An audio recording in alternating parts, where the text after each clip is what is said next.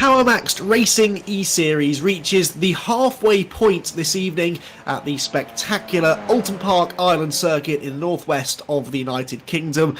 And we thank you all for jumping on board once again to witness some more fantastic tin top racing. The PMR eSeries has thrilled us quite literally from start to, well, not finish, but start to the halfway point, shall we say. And I don't think there are any signs that the action and the intensity is going to let up. The championship battle quite literally could not be more finely poised, and the quality of the racing seems to get better week on week as a lot of our professional drivers are getting quicker and quicker. They're now presenting a much bigger challenge to some of the sim drivers that kind of had it all their own way in the first few rounds. And as we move into the second half of this inaugural season of PMR Racing esports competition, I think we're going to see those pro drivers mixing it with the front runners more and more. And we are all very excited to see how that's going to work out. My name is Andy McEwen. I'll be joined a little bit later in the evening by Dan Blake, and we will be in the comms box watching and waiting with bated breath to see what the next dramatic twist or turn in this championship may be, because, as I said, the championship battle is very, very tight indeed. So too is the Oulton Park Island circuit, and so it's very easy here for things to go wrong, very easy to get caught up with someone else's incident, and that, for our championship frontrunners, could be an absolute disaster. And that is why, because at the top of the table, it is a points tie between Nicole Foggy and Kieran Harrison. They both have 3 victories. They both have an average finish across the first 8 races of the championship of 4th position, and the points reflect the closeness of those stats. 122 points apiece, with Matthew Turnbull third on 98 points, still a contender, but had a bit of a disappointing Silverstone Monza, a week ago, and so he has some work to do. He's those 24 points off the championship lead. Then there's a bit of a jump back to Maxime Ramstein, 4th on 70. Baker is 5th on 72. Sedgwick 6th, Jason Cooper 7th, and then in 8th position, the first of our pro drivers, Josh Malin. He is the highest placed pro driver in the overall championship. He also, therefore, leads the pro championship itself on 137 points for Josh Malin. That means that, having won already several races, he doubled up, in fact, at Silverstone a couple of weeks ago, he is 30 points clear now. Bobby Thompson, with Dave Newsham third, he's been getting stronger and stronger over recent rounds. And Dan Harper, the early pace setter in the Pro Championship, he won the first 3 races of the series in the Pro class, but he slipped down to 4th in points now, with Tom Onslow Cole in 5th. The cars at the moment are out on track in a practice session. There are just under 10 minutes still to go in the practice session, and I can tell you the times are very, very tight indeed. We'll get to that in a moment, though. First of all, let's remind ourselves of what happened a week ago when we were a long way.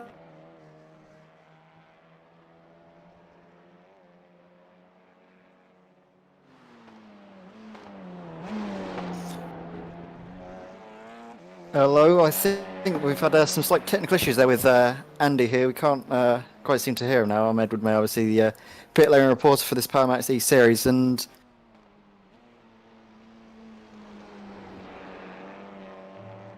I believe we're going to be running through the race 1 podium. So now we have it on our screens. Now we can see that Nicole Foggy took the race win, a very, very exciting fight he had with Johnny Bander and Jack Sedgwick, who came P2 and P3 for the race 1. That was at Monza. And the pros battle was settled with Mike Epps, Bobby Thompson, and Dave Newsham. So Mike Epps taking the race win from the Pro Series, a driver that we've seen perform very, very well. Obviously, he missed out the round, I think, 2 and 3 due to internet issues. However, he's come back in and has shown just how quick he really is.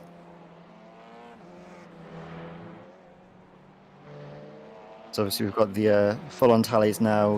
Nicole Foggy, Johnny Brandon, Jack Sedgwick, David Baker, Matthew Turnbull, Mike Epps, the pro driver, coming in 6th place, which shows that the pro drivers are definitely coming back up to pace. We saw obviously the first rounds that they were fighting down the order for sort of a P20 and downwards. However, now Mike Epps is really showing how good the pros are. Then we always have Mark Fletcher, Kieran Harrison, Jason Cooper, Jack McIntyre, Maxim Ranstein, Bobby Thompson, Lane O'Connor, Dave Newsham, and Josh Malin. Now with the race 2 podium, which was Kieran Harrison, followed by Jason Cooper and Matthew Turnbull. That one saw a very, very dramatic race to the line there. It was what we were expecting in Monza, actually, with the toe being as fierce as it was. And we've got race 2 pros, so we have Josh Malin, P1, then Dan Harper in P2, and Mike Epps again. He managed to get the race win for pro, and then dropped down the order back down to P3, but still managed to get on the podium in both races. And obviously now we have the full results. So that was Kieran Harrison ahead of Jason Cooper, Matthew Turnbull, who also managed to get the fastest lap of the evening there in a 1:59.752. They have Nicole Foggy, Jack Sedgwick, David E. Baker, Maxim Ranstein, Josh Malin, Johnny Brandon, Jack McIntyre, Dan Harper, Mike Epps, Ashley Beard, Lee Horn, and Ollie Peacock.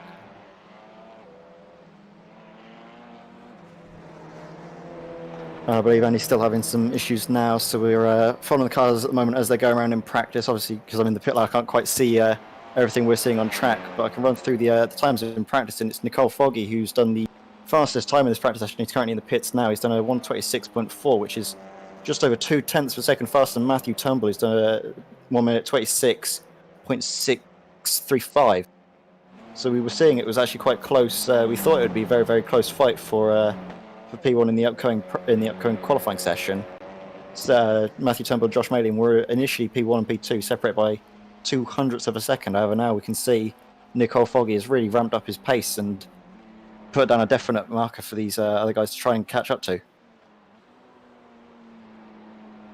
We're having some slight technical gremlins.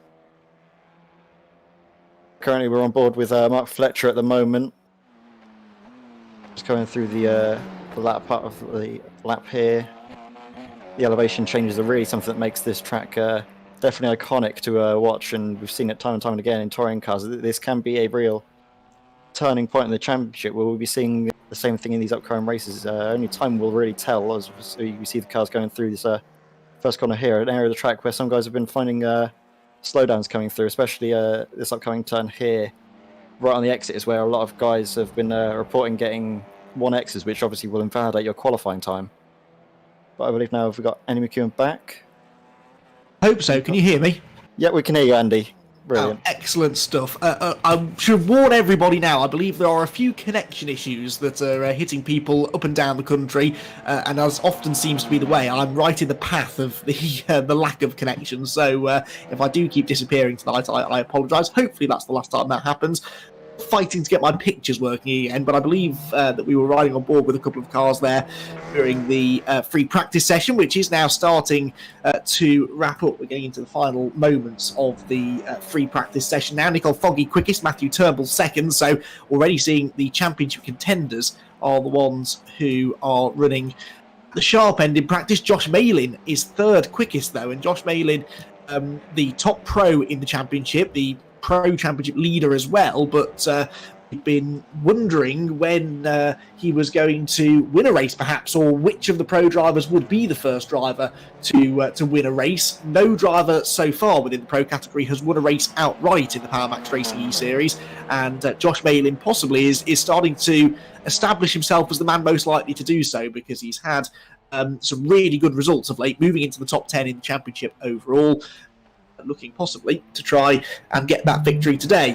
Right, I'm afraid I've lost track of time now, but I think we hopefully have time to have a word with a couple of drivers before we get going here into qualifying. And one driver that we've definitely been keen to talk to is Chris Knox, who we've mentioned a lot on our broadcasts, but sadly we haven't been able to have a chat with him on the podium yet.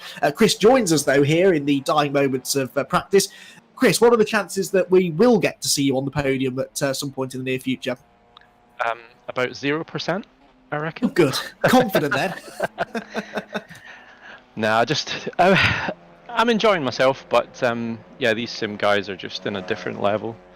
So yeah, sadly, I'm averaging about 1 to 1.5 seconds off the pace from the sim guys, but every race so far it seems to be myself, TOC, Collado and Freddie Hewitt just having a great little battle for 21st place or something.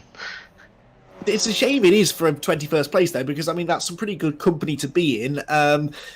Those who don't know you though, you've had a reasonably successful career in real world racing. You've also been doing more and more of this sim racing in recent times as well, and you're pretty handy there as well. So is it a bit hard to take almost when you come into a championship like this and you are down there in the 20s? Is it hard to still enjoy it, or are you just a real racer and you just enjoy being wheel to wheel regardless of the positions?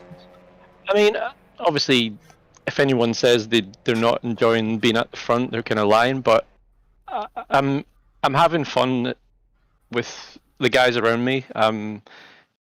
Most of the guys that I'm racing with are all real world guys, so it's just a bit of fun, and there's loads of banter on Discord and stuff like that, stuff that you wouldn't get if you were racing normally. But yeah, I'm warming to the car. I've hated the car from the start, but I'm warming to it. There's a certain technique with it that I'm slowly getting, but I was hoping to do a bit more testing this week, but I had a house to paint. Really? Priorities and all that. Oh, it's your car control as well is something that we always seem to mention alongside your name, and that's because, as well as being a racing driver, car control kind of comes in handy in one of your other jobs, also car related, but often away from the racetrack. Tell everyone about what else you get up to in your day-to-day life. Yeah, so when the racing side of things sort of started tailing off, I sort of went into a bit more doing some sort of precision driving for TV and stuff. Did a few episodes of the Grand Tour, which was quite fun. But then sort of got approached to do to audition for a job with Fast and Furious Live, and there was like 2,000 odd drivers that auditioned for it, and it was all kind of like X Factor style auditions, and at the end of the day I was sort of fortunate enough to be one of the 10 drivers that got to tour Europe for a year, but it was supposed to be a bit longer, bit of a longer tour, but sadly everyone parted ways after the first year, which was a little bit frustrating. But yeah, hoping once all this is over I can start sort of touting for work again, maybe pick up the odd movie or TV job, which would be nice. Get back Wouldn't it just again. No, absolutely. We want to see you back out there, both on the racetrack and on our TV screens as well. But what I'm sure you'd really like to be doing now is qualifying. I've kept you chatting long enough, so you've got about 12 minutes left of qualifying. Go out there and bang it on pole for us, yeah? That cost me more money, Andy. Dan Blake has arrived as well. Dan, good evening. Good evening. You've missed all the technical drama already this evening, I'm afraid. I'm back for now. Hopefully I'm here to stay. I'm sure you got here just in the nick of time, though, actually, just as qualifying's about to begin. This is when the serious business now starts to kick off, and I don't know about you, but I'm particularly excited about tonight's races. Maybe because it's my local circuit, Oulton Park. I'm a tad biased towards this place, as you know. But maybe it's because we've got this joint battle at the top of the championship. The top two in the points are tied on points. And if ever there was a circuit that could sort it out between the two of them, it'd just be Oulton Park. It's going to be a really good race, actually. I raced on around Oulton Park last week, and it just reminded me just sort of what circuit it is. And it's a really good mix of corners, especially on this island layout. You've got the tight hairpin, you've got the infamous section of Hislop and Knickerbrook, which you just see now as Jason Cooper goes through. And I think the entertainment is going to be tuned up right to the max tonight, and it's going to be very close and competitive, and not the easiest of circuits to overtake, so they're going to have to time their moves to perfection. And that's the key, isn't it? Track position is absolutely pivotal around here. You can overtake at Oulton Park. Don't listen to people that say that it's impossible. It's difficult, especially when you're up against a field of drivers as evenly matched as this group is. I mean, we see regularly, week in, week out, the top 20 drivers maybe covered by a second in qualifying, hundredths of a second separating each individual driver. Dan, you know this as a racer. If you're half a second a lap faster than somebody, you've got a fighting chance of finding a way around them. When you're 500ths of a second faster than them, it's very, very hard to develop that into a legitimate overtaking opportunity, especially around a circuit like this one. That's because the drivers, they're so closely matched to you. You're talking sort of thousandths of a second, hundredths, and that's when it becomes really hard, because you know those drivers are on a similar level, and you've either got to try and force a mistake or get brave, shall we say, in order to try and get through. And it's a lot more calculated, a lot more goes into it. If someone's a couple seconds slower than you, you know that there's probably going to be a couple opportunities, but you really have to fight for the positions when it's that close, and it can be really hard. In some instances, you could be stuck behind that bumper for the full race, just not being able to make that move. Yes, and sometimes it's safer to do that rather than go for a risky lunge that could put you both in the tyre wall, and that is always a possibility here at Oulton Park. It's an unforgiving circuit, it's a surprisingly high-speed circuit, very little runoff area, so if it goes wrong, as it has done for one of the next-gen cars I saw in the distance there, that was Lee Horn, I think, wasn't it, that's been off going into Lodge Corner. But yes, if you do go off the road, there's a pretty high probability you're going to hit something solid and do quite a lot of damage to your car, and in these short 20-minute sprint races, time to be pitting and getting the repairs made, that is pretty much your race done. Early lap times coming in then. We're 5 minutes into this 15-minute qualifying session. Fastest at the moment, Mark Fletcher. He was quick in practice as well. He seems to have found a little bit more speed tonight. He's going quicker, really, than we've seen from him in any qualifying sessions so far this season. Then, though, it's the first of our championship leaders. We have two of them. They are tied on points, Kieran Harrison and Nicole Foggy. Harrison is second at the moment, ahead of Jason Cooper, Matthew Turnbull and David Baker. Nicole Foggy down in 13th down. I don't think we've seen the best from Nicole yet, but he's definitely going to be keeping... He wants to win. Obviously, all of the drivers want to win every race, but I think at this stage of the season, it's becoming apparent that Nicole and Kieran are almost impossible to separate. They're going to really only have eyes for each other, I think, from this point onwards. Yeah, looking on the screen now at the XVR driver of Nicole Foggy, Johnny Brandon, his teammate is actually just ahead of him on the times, but there's a car separating them as well on the circuit at the moment. So if they were trying to utilise the draft, like it's Dan Harper. So Dan Harper, one of our fast pro drivers, shall I say, in this championship. But as we see the two XVR cars, we've seen them utilise drafting, and they've been teammates for a long time, Nicole Foggy and Johnny Brandon. So, and as Johnny said in his interview last week, even though it's the single driver thing, he understands that it's more important maybe for Nicole to get those points than Johnny in terms of the championship. Yeah, absolutely. And if they are trying to work together, which is exactly what we saw from them at Monza, it's kind of working. I mean, Dan Harper is clearly a similar pace to these two, so I think this is quite a nice trio of drivers. Meanwhile, I was about to say Nicole Foggy had improved to about 6th place. I looked away from the timing screen for all of 10 seconds, and all of a sudden he's 12th because we've had lots of interesting improvements at the top. David Baker has gone to provisional pole, a 126.74. That's nearly 2/10 quicker than Lewis Goodway. When have we been discussing Lewis Goodway as a possible pole position sitter so far this season? In Josh Malin third, repeating his practice pace that was very, very promising indeed about half an hour or so ago. Mark Fletcher is fourth, and Mike Epps, we're following him now on the screen going over hilltop. Mike Epps is in 5th position. Now, he has been knocking on the door of a really good result for a little while now, Dan, hasn't he? He is some way back in the Pro Championship points. He's down in about 7th place in the Pro Championship right now. But a lot of that is down to bad luck, not lack of speed. If he can qualify well here, I've got a really good feeling about Mike Epps finally getting a top 5. And bad internet as well. He did miss a meeting, of course, due to the problems he was having with his internet, but he's had not the best of luck. But I'm pretty sure that in this meeting, Michael Epps, he seems to be getting better and better as the season goes on, really. He's had some good performances, but not quite been able to sort of consistently do it for a whole meeting. As far as qualifying goes, unless your name is Harrison or Turnbull, we're going to have a new name on top of the championship, top of the pole position, because at Donington it was Turnbull who took pole position, Harrison at Brands, and then it was Turnbull at Silverstone and Harrison at Monza. So by going by that little pattern, I think Turnbull maybe do pole position today. He's only 2,000ths off it at the moment.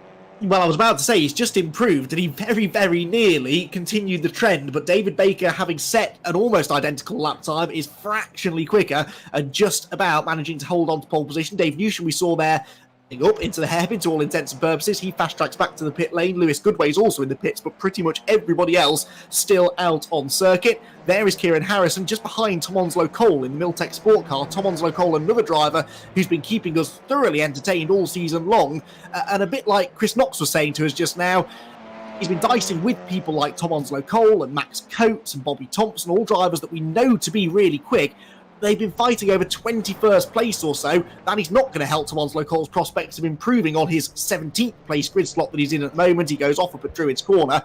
But this group of very, very quick drivers, many of them with quite a lot of touring car experience, just not quite troubling the top of the timesheets so far this season. But we are definitely seeing a trend where more and more pro drivers are now starting to get in towards that top 5 and top 10. And that's what we thought at the start of the season, that it may take them a little while to adapt and adjust, but now they are starting to adjust, they are getting much quicker. As we see at the top of the times, David Baker has actually improved. He's now onto a 1:26.593. He has nearly half a second now over Matthew Turnbull. Michael Foggy as well, up to 7th, and Johnny Brandon up to 6th for those two XVR cars who were working together with Dan Harper potentially there, up to 6th and 7th place. And Jason Cooper goes. Yes. Well, yeah, you spotted that at the same time as me. He popped in a really quick lap there into 2nd place. He joins David Baker now on the front row. That knocks Matthew Turnbull down to 3rd. This is not really going to plan for our top 2 in the championship, is it? Kieran Harrison is 4th. Now, if we were at Silverstone, he'd be quite happy with 4th on the grid, I think. But at Oulton Park, it's going to be hard to make serious progress from 4th on the grid. However, things are even worse for his joint championship leader, Nicole Foggy. He is all the way down in 8th position. This leads me to Matthew Turnbull, because we've been talking an awful lot about Kieran Harrison and Nicole Foggy. Turnbull is 3rd in the championship. He is only 24 points behind those two. He's out qualifying them at the moment. He's only 1 place ahead of Kieran Harrison. If he can maybe get himself a race win tonight whilst those two struggle, it's not beyond the realms of possibility that as we move into the second half of the season next week, Matthew Turnbull could be right back in this championship equation. 24 points is not a lot. As I say, we're just about coming towards the halfway stage of the season, and despite him having that internet issue at Silverstone, which cost him to lose a lot of places, it's not really affecting him too much. With some more quick times coming in, it's David Baker went faster, but then also Kieran Harrison is improved time, but he's gone up to 2nd place as well. So Kieran Harrison goes above Jason Cooper, and he's just got about just under 3/4 of an attempt to catch up to David Baker, but David Baker is really impressing me in this session. He just seems to be going faster and faster each lap he takes around this Oulton Park circuit. Yeah, David Baker's average start so far this season has been 8th, so that sort of tells you everything you need to know about how strong the qualifying performance this has been. We're riding on board now with David, who arrives here at Oulton Park 5th in the championship, but he is on 72 points, as opposed to the championship leaders on 122 points. It's about 50 points. It's a lot anyway, separating him from the top of the championship. And so David really does need some race wins. He needs to lead some laps. He needs to get some fastest laps as well if he can. Dan Harper jumps into 5th position. He's now the highest placed pro driver, that's easy for me to say. Whilst Josh Malin has slipped down to 9th position in recent times. Nicole Foggy down in 10th. We've seen this before though, haven't we? I seem to recall a week ago at Monza, Nicole Foggy didn't qualify as well. It might have been Silverstone actually, I think it was the week before. Nicole Foggy not qualifying so well, but he's a real racer. And so although Nicole's down in 10th place, what do you think? What progress might he make from the back end of the top 10 around this circuit of all places? Just looking as well there, they're switching places to 2 XVR cars, but as you say, it will be interesting to see just what Nicole Foggy can do at the moment. He is the first of those 2 XVR cars in line behind Dan Harper, but currently in 10th place as Josh Bailey goes faster as well, 1:26.631. He goes faster and up into 4th place. So we currently have 2 pros in the top 6. But for Nicole Foggy, this is a little bit of a nightmare because at a track where you got to factor in the hairpin, you don't really want to sort of be towards the middle of the pack, I don't think, for the hairpin, because it can Constantina up there and it could be some trouble waiting. So I think personally, if I was trying to qualify, I want to maybe try and qualify as far forward as possible, because that hairpin's got to be slightly on the mind of Nicole Foggy if he's that far back. Yeah, I was saying earlier on, Oulton Park's my local circuit, so it's the track at which I have watched the most races and commentated on the most races. Time and time again, I'll stop that thought because Nicole Foggy is proving us all wrong. That swap of position they did, he's gone to pole position out of absolutely nowhere. Nicole Foggy jumps to the front row of the grid, jumps to the first place on the grid by 1/100th of a second with a slipstream from Dan Harper, who actually did not improve on that previous lap, but Nicole Foggy very much did. He found about 3 or 4 tenths of a second there, jump onto the pole position, and right at the death as well. He's only really got time for another lap or so. With a lot of drivers now having quite a few laps on their tyres, that might just be good enough. That's the mark of a great driver that we've seen there from Nicole Foggy. He's pulled it out of the bag just when he needed to. We were saying he didn't want to be in there. And also, Turnbull has gone purple in the sectors as well. So we could have some more drama here. We're looking at Matthew Turnbull at the moment as he comes down towards Hislops and Nico Brook, although he's got 2 cars in front of him there as well. So he doesn't hope not to get caught up in that. As he goes through Nico Brook, though, It looks like this is going to be a fantastic lap for Matthew Turnbull. We said maybe it was his time in the pattern to get pole position, but as he now goes past Water Tower towards Druids, this could be a fantastic lap. He's got to hope there's 2 cars in front don't impede him. Yeah, that could be the issue. He heads out of Druids down to Lodge Corner. He is faster than those two, but I don't think he's going to catch them. He hits the brakes into Lodge Corner. David Baker was one of those cars, and I think he's the one that just pulled out of the way. So that's good stuff. David Baker, who is second on the grid. Might he regret that, though, if he'd have unintentionally delayed Matthew Turnbull? It might have protected his front row starting spot. Here we go then. Turnbull across the line goes third. He is outside of the pole position time by just 1/100th of a second. He goes third quickest then. So David Baker hangs on to second, and then the checkered flag comes out, and I think Turnbull got through with just about enough time to set one more lap. So, with a couple of minutes essentially left in the session... Oh, wow, where did that come from? He's a 10th quicker than Foggy. Kieran Harrison has now seen the checkered flag. He goes to pole position. Now, is Nicole Foggy on a lap? And is he going quick enough to get it back? If not, Harrison might just have pinched it right at the end. That is a fantastic lap from out of nowhere, and a joint championship. I wonder there if that was I think Nicole Foggy may have got a bit of contact there potentially, and if he did, that will invalidate the lap for the 0x. He seems to have slowed down a little bit, so it'd be interesting to see what this lap is, but I think he was possibly delayed there with those shenanigans going on through Knickerbrook. Well, there was a lot going on, so at the very least it's distracted him. So, well, let's see if anything else changes as well. It's not just about Nicole Foggy, of course, because David Baker... he backed out of his previous lap. Did he get through to start another one? I'm not too sure. I think he did. So David Baker pushing hard as well. At the moment, the order is Harrison on pole, Foggy second, Baker third, Turnbull fourth. So we've got the top 3 in the championship all inside the first 2 rows of the grid, with Maxime Ramstein in 5th. Ramstein seems to sort of blow a bit hot and cold, really, doesn't he? He's back on the pace again tonight. Harrison goes through and he's in the pit lane now. In fact, Nicole Foggy is also in the pit lane, so Nicole's final lap has been completed, but David Baker jumps into second place. So David Baker leapfrogs Nicole Foggy on the final lap of the session. There he goes, the number 26 car. He backed off to get out of the way of Matthew Turnbull on the previous lap, but he just about snuck through to start another lap. And that was good enough to get second place. Turnbull's seen the flag now as well, so he will be 4th. Maxime Ramstein 5th, then it's Jason Cooper, Josh Malin, and Dan Harper. So the top 2 pro drivers together on the 4th row of the grid. Malin 7th, Harper 8th, then it's Mark Fletcher 9th, and Ollie Peacock 10th. Lane O'Connor bails for the pit lane. And I think that is just about it. Well, Dan, I have to say, I'm surprised at how many drivers managed to improve their times at the end of the session. I really thought that tyre wear would prevent them from doing that. But actually, we saw a lot of shuffling there right on the final couple of minutes of the session. Yeah, I don't know if you noticed as well, Andy, but it's our top 5 in the championship who are occupying the top 5 places in different order, but we'll see the grid very shortly, and that will confirm it. But our top 5 drivers in the championship take the first 5 places.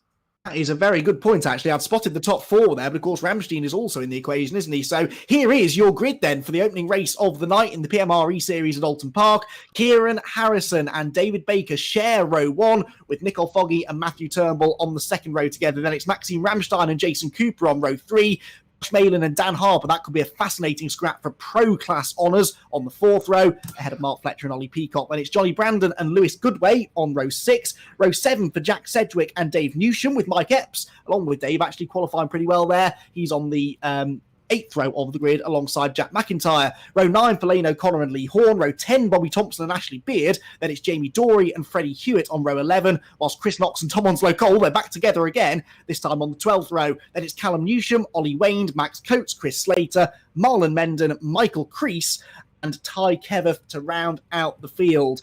So as we wait for the last few drivers to appear, I remind you, Nicole Foggy and Kieran Harrison are tied on points. Harrison's on pole, Foggy right behind him. They're the first 2 drivers on the outside line, the right-hand side of our screen, as we look towards the cars lined up on the grid, whilst Matthew Turnbull is the one that really needs to try and gain some points on them. He is those 24 points behind them, and he is the blue Adrian Flux livery car starting on the inside of row 2.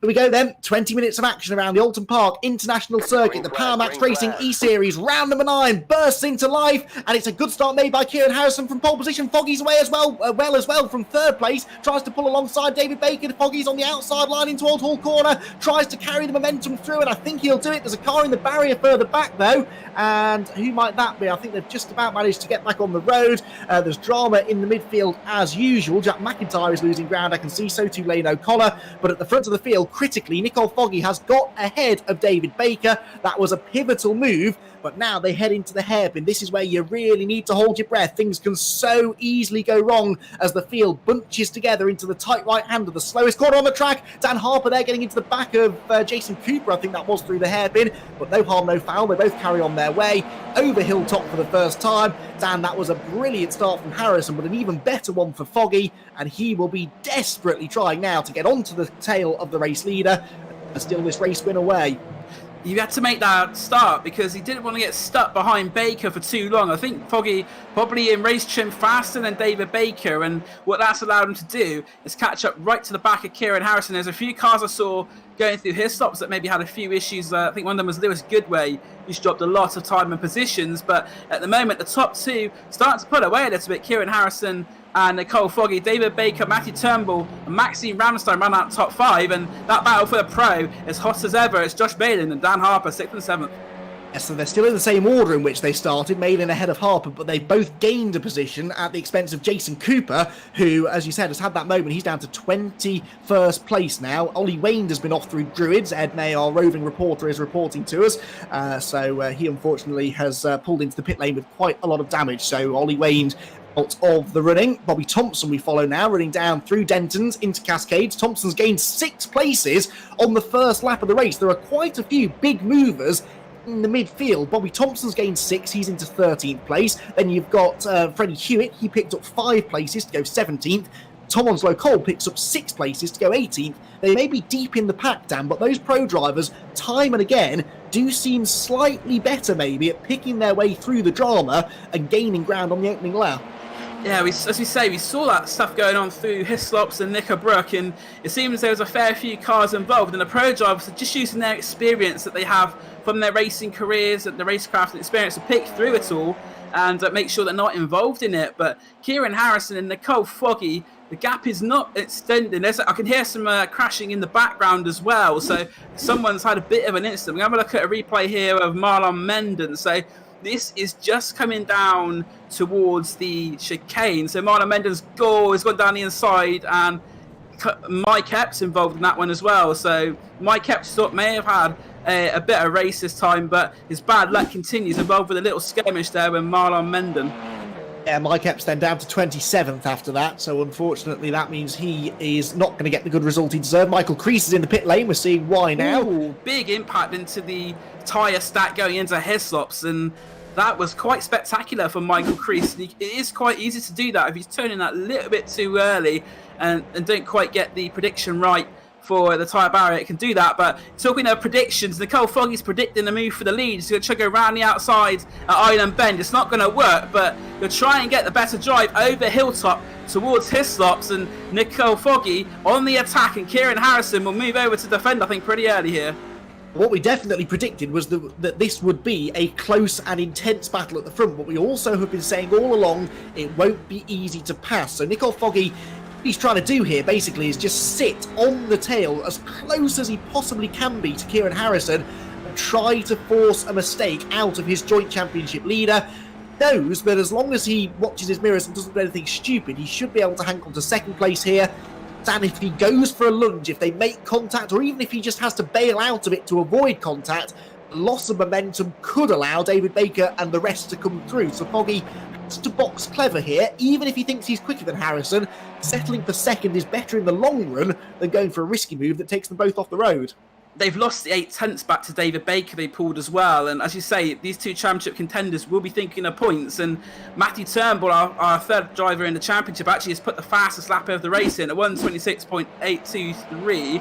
And we've had an incident at Hislops, just looking now at Freddie Hewitt, going down hilltop towards Hislops. And It's another one of those where he's clipped the barrier and the car behind him nowhere to go, plows straight into him as well. So that's the second driver we've seen have a issue there with that tyre stack on the inside of Hislops.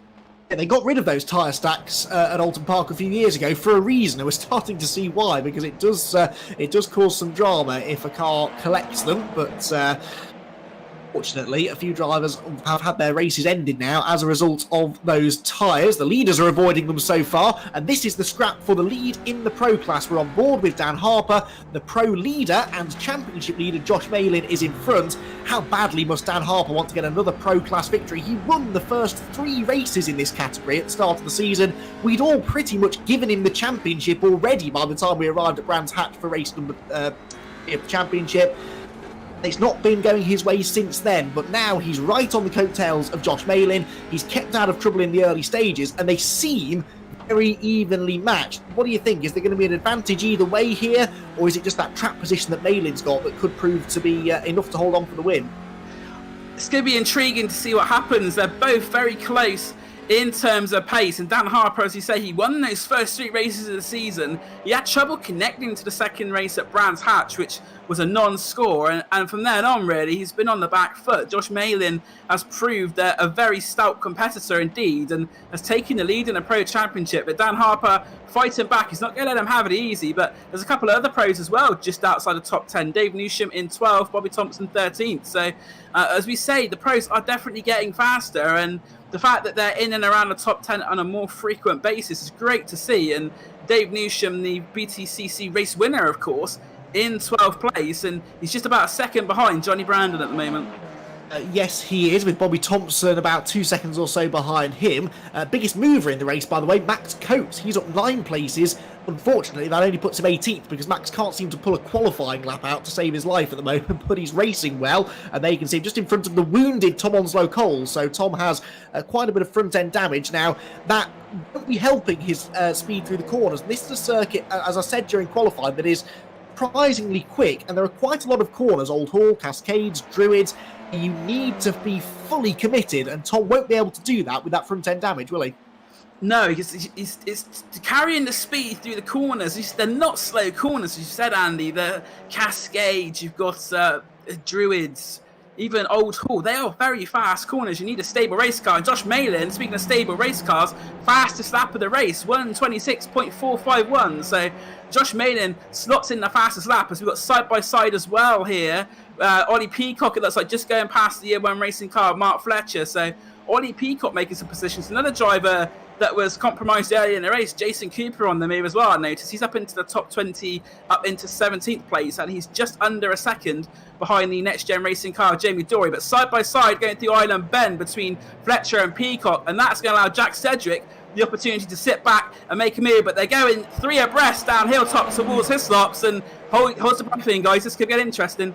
I'll tell you from experience, this won't work. I guarantee this will not work. Someone will have to bail out of it. They turn into the chicane. There's a little bit of rubbing almost, but they've managed it so far. They're side by side because Sedgwick sensibly drops back. Peacock, oh no, now he doesn't. No, he goes 3 wide again. This even more won't work over Clay Hill. You cannot go 3 abreast through here. They're managing it on the grass though is Peacock. He's got to bail out, and now here comes Jolly Brandon as well. 4 into 1 into Druids. I repeat, this will not work. They can't carry this on for too much longer. But they are doing brilliant driving standards here. Sensible stuff. One driver will get the run, but as soon as they realise it's going to end in tears, they bail out. And that's what Ollie Peacock's done on a couple of occasions. But you can see the frustration here for Peacock. These two are holding each other up immensely. He knows he can go quicker. There just isn't the real estate to get past them.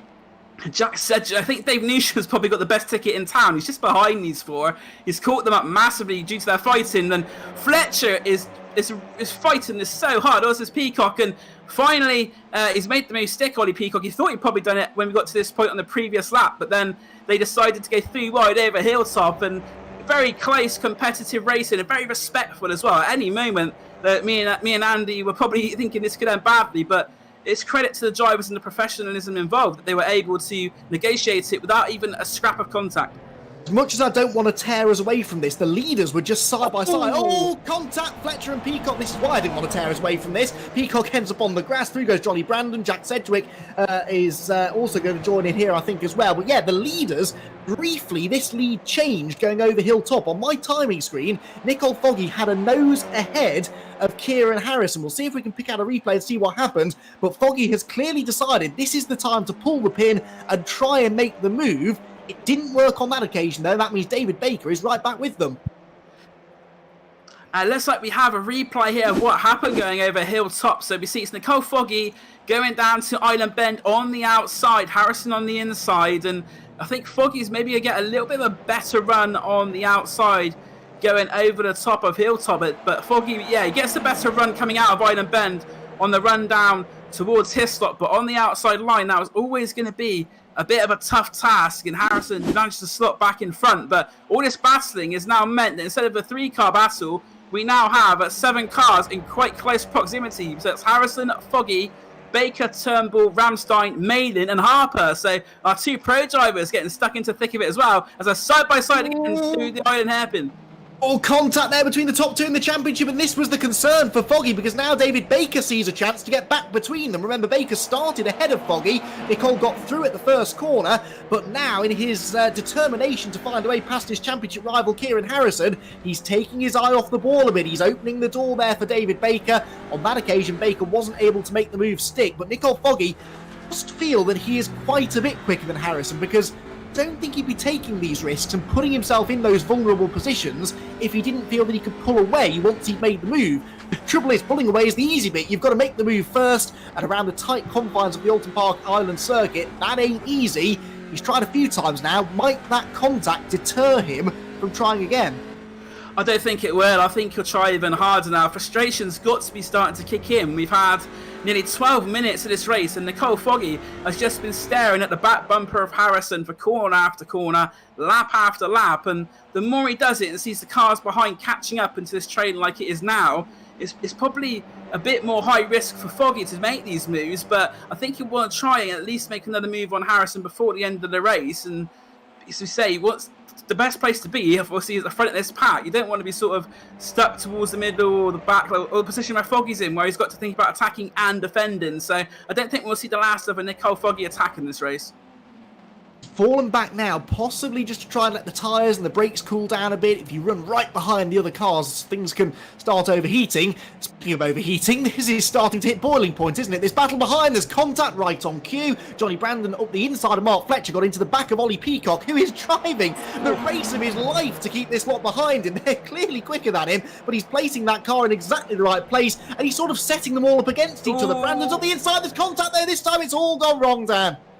That's not the first time we've seen that happen with those tyre stack, and Johnny Brandon, I don't think that move was really on, to be honest. It was narrowing up. We'll have a look on the replay here. Him and Fletcher getting very closely acquainted on the way down Hilltop, and as you see here, that he goes onto the brakes, Johnny Brandon, brakes later, and yeah, there's just no space there, unfortunately, for Johnny Brandon, and he just didn't get that car slowed down in time, and as a result, he's got quite a bit of damage to the front of his Audi TCR. Well, it's a real shame it had to end that way, because it was a terrific battle, but you kind of saw it coming, because when you've got a car that is really a bit slower and it's actively defending to try and keep the cars behind, that bottleneck effect, and eventually something's going to go, something's going to give, and it was Johnny Brandon there that came off very much the worst from all of that. So all of that settles out then, with Peacock 8th now, Fletcher 9th, Jack Sedgwick 10th, Dave Newsham 11th, and don't forget that the person that finishes 10th in this race will be on pole position for race number 2. So if Dave Newsham can catch Jack Sedgwick, he's only a second and a half behind at the moment, and of course overtake him, which will be the difficult bit, could find himself on pole position for race 2. And that's why that battle had extra significance, because they were fighting for positions at the front of the grid the second race later on.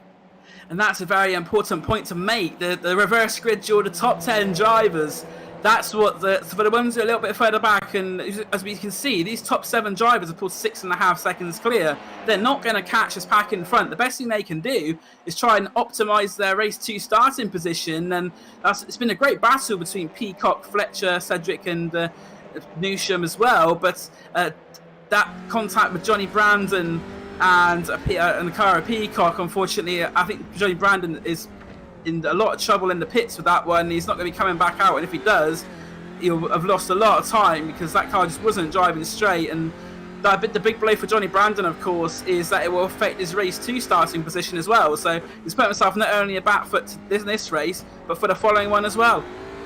Well, Ed May tells us that now we're into the final 5 minutes of the race, things could be about to get spicy. I would argue it's pretty flipping spicy already, but it's going to keep on building up here, I think, isn't it? Because Nicole Foggy, still in that second place, really wants to try and get past Kieran Harrison.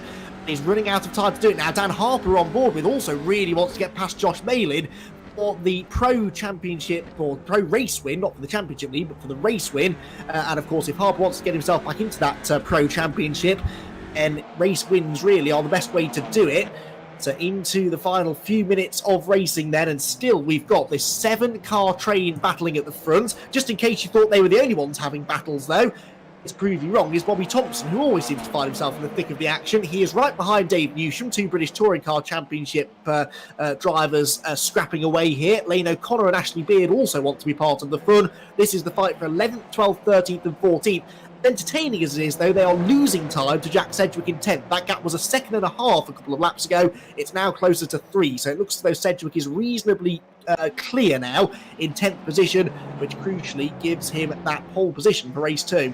Newsham had a lot of damage on the front of his car as well, so I don't think Dave Newsham's car is potentially as fast as it has been. We saw him get involved in that kerfuffle down at Hislops with Fletcher, Brandon, etc. So I think Dave Newsham's car is slightly wounded there, but one ball with Nicole Foggy. We've got just under 4 minutes to go, and he's got right back into close to Kieran Harrison as they swing the cars left through Cascades, and that is one of my favourite corners. Just the amount of speed and that you take through that corner, it's you probably don't think it takes as much as you can, but as I go down towards Island Hairpin this time, Nicole Foggy not making a move, but I think he's just priming him up potentially for one later in the race. To add an extra layer to this battle here, we've been talking a lot about 10th place being pole position for race 2. Of course, the flip side of that is that whoever wins the race ends up 10th on the grid for that second race. It's a top 10 grid reversal. So, replay here first of all of Dan Harper with a very late lunge up the inside of Josh Malin. This is for the pro class lead, and he gets it. He doesn't leave Malin a lot of room on the exit of the corner. Your thoughts, Dan? Firm racing there. It wasn't. I wouldn't say there was anything too drastically wrong about that. He made that move down the inside, and it was a late move, but there was no contact between the two. Maybe pushed him out a little bit wide on the outside, but it is really spicing up now as Nicole Foggy looking for an inside line through Lodge Corner, which isn't there, and as they climb up Deer Leap, and I think when they get to the start-finish line, there'll be about 2 laps to go, maybe. So it's definitely starting to get to the final stages of the race. And Nicole Foggy looking very impatient indeed. He's looking left, he's looking right as they go through Old Hall, trying to get that cut back. Takes a lot of curb and grass. And for Nicole Foggy, I think it's now game on for sure. Finish my point I was making a lap ago. Both of these two drivers know they'll be starting in the middle of the pack for race 2. Anything can happen when you start at the back end of the top 10. So this is the chance to bag some points. They both know they're on for a good result. They both can taste the race victory, and they both really want to capitalise now, just in case things go a bit pear-shaped in the second race later on. I'm not saying they will do, but there's always a risk when you're starting at the back end of the top 10.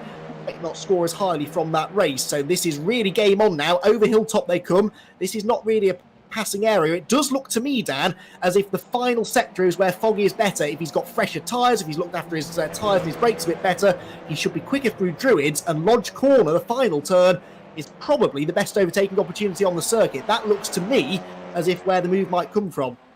You can make a move there. I did a move on the final lap in the MX-5s when I was racing there last year, in fact. So it's an interesting move to make, because you just got to make sure that you get it right, because if you're on the inside line, the car on the outside can actually gain a bit more momentum going up Deer Leap towards the start-finish line. So Nicole Foggy's going to have to time it well, but at the moment, they are going to come across and get the last lap board now, just over a minute to go. So it really is last chance to lead for Nicole Foggy. We're talking about a top 10 reverse grid, and that's what it brings, a bit of unpredictability into the races, and that's what we like to see. It's been further back something's happened as well, because Harper's up into 5th, Maiden 6th. Maxime Ramstein has lost 2 places into 7th, and Jason Cooper's also had an incident as well. But going through Cascades on the final time, those top 2 of Harrison and Foggy just starting to inch away ever so slightly. Look at the way they're pulled away from Harper and Malin, who are now 5th and 6th, both ahead of Ramstein, as I think you just mentioned, but they're absolutely together, and there they go, up the inside, Harper around the outside, Malin trying to get the pro-class lead away here on the final lap. He gets a good exit from the corner at which he lost the lead a few laps ago, but is he going to be close enough to have a go on the brakes into the chicane? I don't think so, but Harper thinks he might be. Moves to the inside to cover, that will compromise his line through the chicane, but Malin was a bit wide as well, so it all ends up equaling out. 2 corners to go. Round number 9 of the PMR Racing eSeries is going to go right down to the wire. The top 2 in the championship, joint on points, 2 corners to settle in. Who wins the race? Foggy up the inside into Druid. You can't pass there, Nicole. And that might compromise his exit speed as well, but it doesn't. He's still right on the tail of Kieran Harrison. 1 more corner to go. Harrison moves to the inside to cover. Foggy goes to the outside. He won't go right round the outside. He'll try and cut back to the late apex, carry the speed through the hill. He's doing it. He's got a really good run. He's in the slipstream. Who's going to get to the line first? It is a drag race between the 2 drivers tied for the points lead. They're almost tied at the flag, but it's Harrison that hangs on. Nicole Foggy 2nd, David Baker 3rd, Matthew Turnbull 4th, and Dan Harper 5th. What a race. What a battle between some of the fastest drivers in the championship. It was clean, it was fair, it was respectful. It was absolutely brilliant. Great stuff.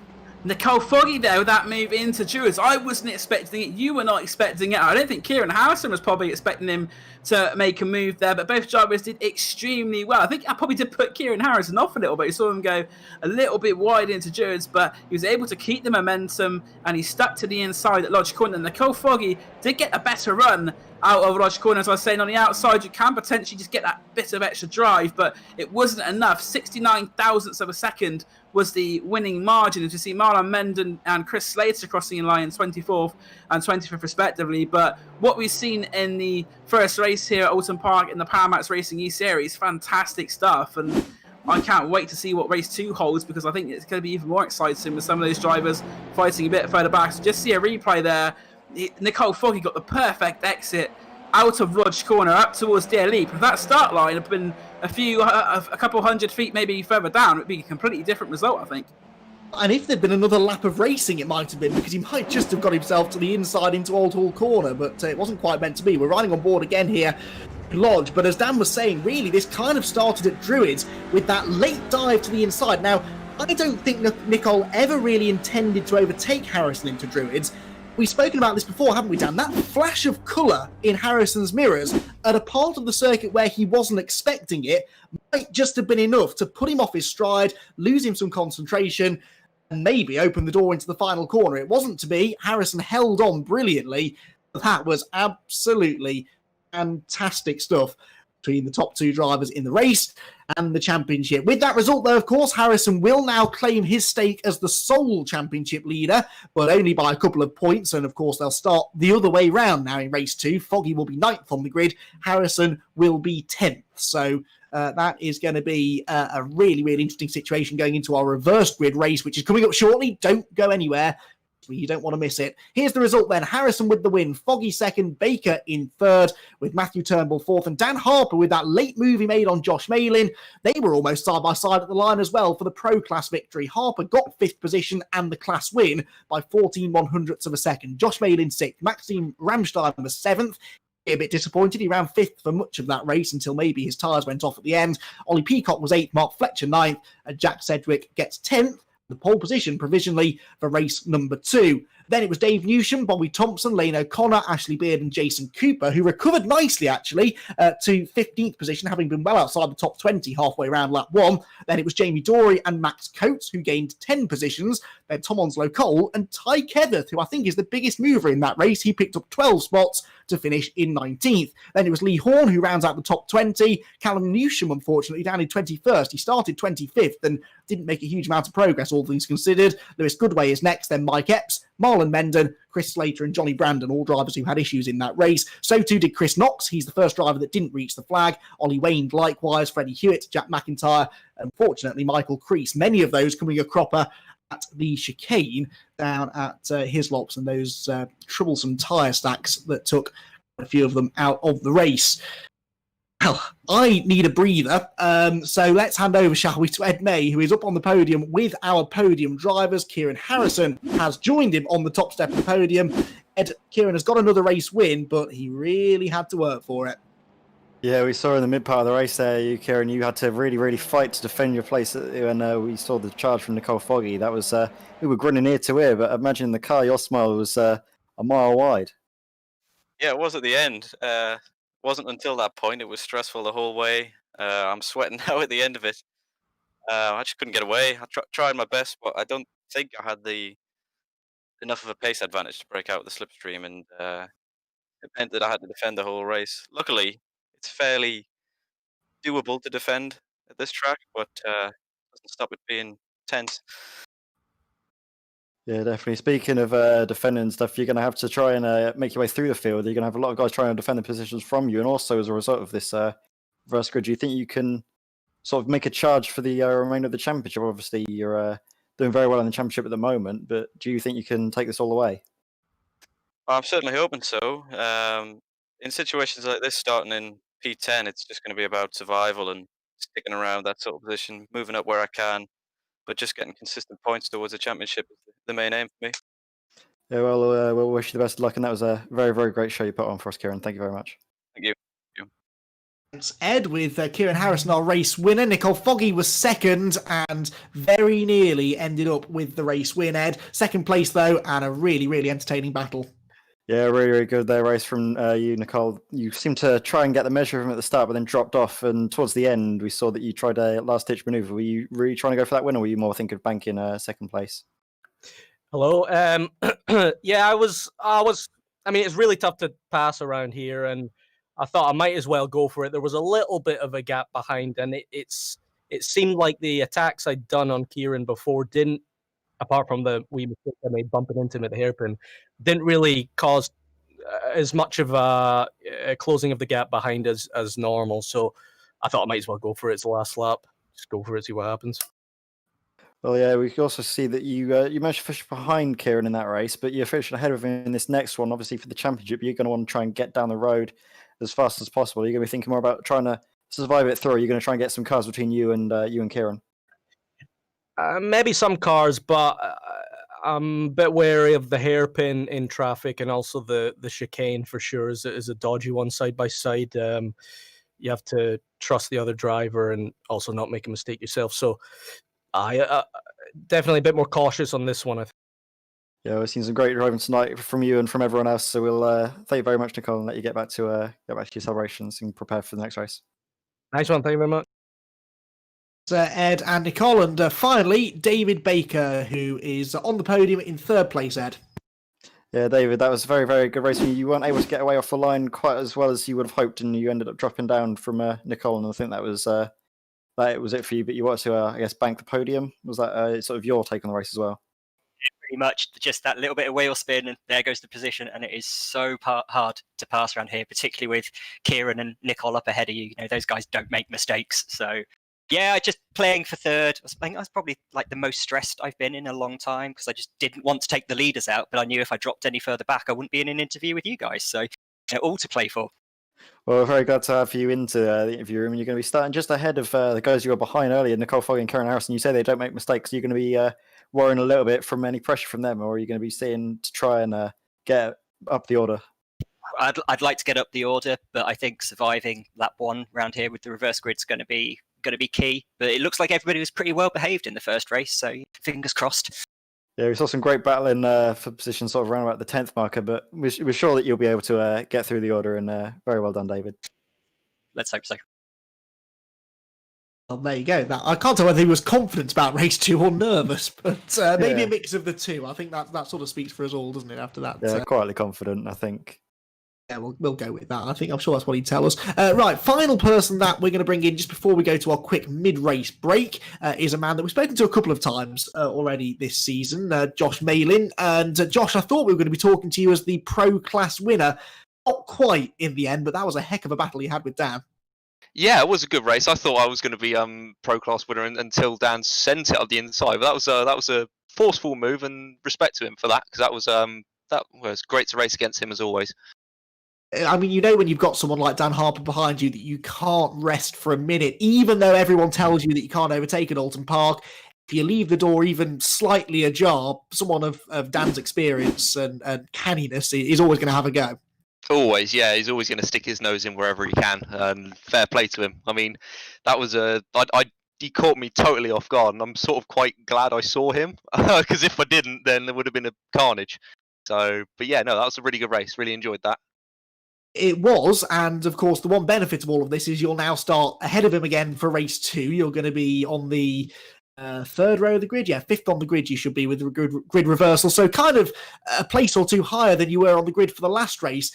And we're all quietly tipping you as the first pro driver to get up there and get a race win. So what do you think? Is this your chance? Potentially. I was quite surprised at my pace around Oulton Park. So fingers crossed I can sort of get a good start and potentially weave my way through. But I know, I think Jack Sedgwick, is it Jack Sedgwick's on reverse grid? I believe so, yeah.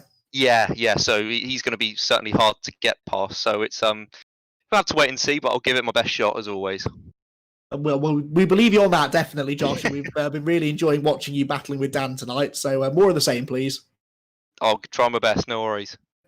Good stuff. Josh Malin then runner-up in the pro class in the end, but he maintains his championship lead in the Pro Championship.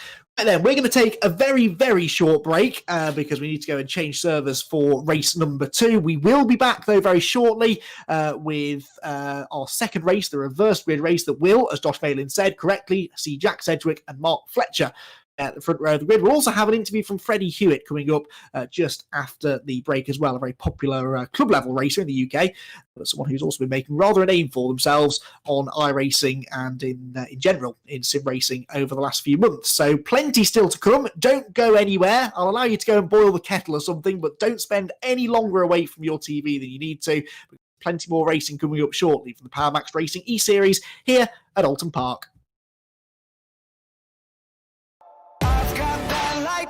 Inside me, son of a god.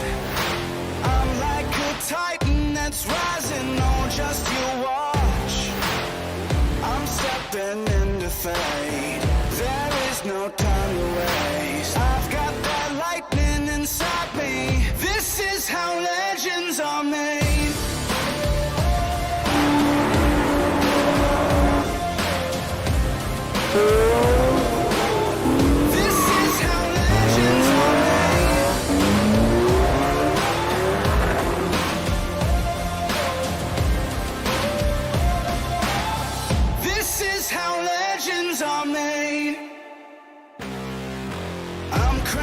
Up on the throttle, victory is mine. Show you the harder the battle, harder I fight.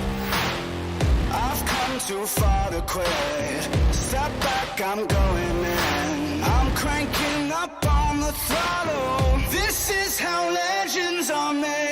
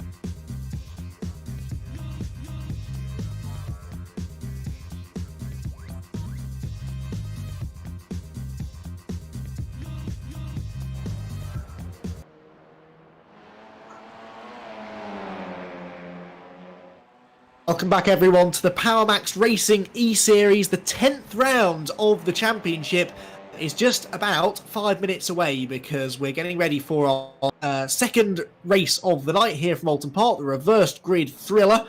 Race 1 was pretty good, though, it must be said. So if that was anything to go by, I think this race will be a barnstormer. This race also marks the halfway point of the championship, race 10 of 20. Still, we're no closer, really, to figuring out who the driver to beat is in our championship battle. Before we dive into the racing, though, we've got another guest to join us. In fact, he has just joined us in the commentary box. Someone who's been competing in the championship from the word go, Freddie Hewitt. Freddie, good evening. Thanks for taking the time out of your night to join us here. How's your evening been going so far? Well, I was quite happy with qualifying, but then come race 1, I had a small fly, so yeah, wasn't the best, but oh well. It's fair to say you've had a couple of nights like that, haven't you? But the pace seems to be getting stronger, not just for you, but for a lot of the other drivers that have real world experience. Would you say that now you're back at British tracks as well for the next couple of rounds? That might help your confidence. They're places that you've driven in the real world, so maybe that might mean you're a bit more competitive. Hopefully, but I mean, the top guys, they're really quick, and for us drivers that drive in the real world, this is, even though it looks quite similar, it's really, really different and quite difficult to get the hang of. So I should think we'll probably be floating around similar places, but maybe a small improvement just through confidence and actually knowing where we're going and just knowing the line to the circuit already. Yeah, that definitely helps. Although I think it's fair to say that the last time you were at Oulton Park racing in the real world, it wasn't in an Audi RS TCR car, was it? It was in something slightly different. Yeah, about a quarter of the horsepower and no slick tyres. So, but yeah. You've been racing in a relatively new championship, actually, in the UK, haven't you, for the Ford KAs, and they look like a lot of fun. They're not the fastest of things, but you sort of don't have to brake for the corners that way, do you? You don't have to always go the fastest in the world. You're having the most fun. They are very fun cars. They're not easy to drive. So yeah, it's they're good cars to drive. They're really fun. So, but when you compare them to something like an Audi, completely different. Well, and the Audi, just the latest in a sort of long line of sim racing cars that you've been experiencing. You've really dived into this sort of esports world over the last couple of months. I keep seeing you crop up here, there, and everywhere in all sorts of different cars. Is iRacing and sim racing something that you sort of taking part in extensively before the lockdown, or is that just something that, due to circumstances, you've really found a love for? I did small bits of sort of online racing, but only on sort of an Xbox or a PlayStation. And then when I was told this was coming along, I thought it was a good opportunity to get myself most of the gear. It's not the best gear, but I've got good enough gear to do this, and really just get in the thick of it. It was always something I wanted to do, but this lockdown was a good period to sort of upgrade all my stuff and really get into it. Well, you have been getting into it. You've been getting into it with my co-commentator as well, Dan Blake, who you've been racing with on track in a couple of other championships. Dan, this bloke's pretty handy, isn't he? Yeah, Freddie's very handy. I'm guessing, Freddie, this is a little bit different from the Skippy last Friday at Oulton, so not really much you can take from it. But just how much of a difference is it from that car to this one? Is there anything you've been able to take from the races last week into this one? Obviously, if anyone watched last week, you could probably tell that it was very close. So it's been obviously a good experience for me to be stuck in a mix of cars, all side by side. Well, there were 4 or 5 of us all stuck together at one point, and to just learn the overtaking and the braking and you know, taking a line into a corner that isn't the racing line because you're in for an overtake or defending. It's been good to learn that through the other things like the skippies. So that's definitely something that I've carried over to this. Excellent. Thank you very much, Eddie. We'll let you get back to your car because we're going to be gridding out very shortly. But good luck for this race, and I may see you in mirrors again, Laguna, on Friday. I will see you then. Cheers. See you there, mate. See you. Oh, there we go, Freddie Hewitt. Yeah, one of many sparring partners that Dan Blake's had in the PDC Racing League of late. One of the great things about sim racing, of course, is there's racing every day, every night. You don't have to just wait for the weekends to get your fill of wheel-to-wheel action. You can get it on a daily basis here on iRacing.